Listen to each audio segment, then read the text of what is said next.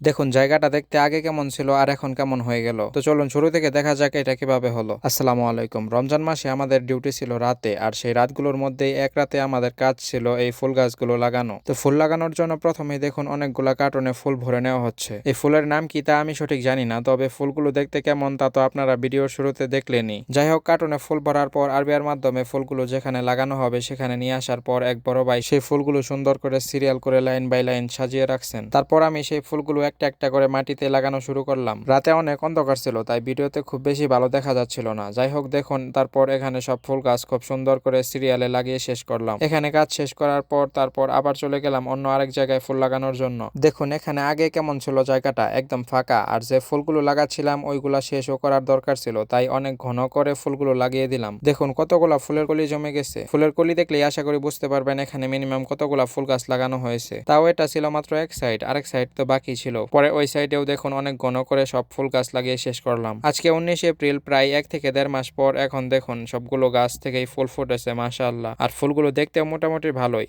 আপনাদের কাছে কেমন লাগলো তা জানাতে পারেন কমেন্ট করে।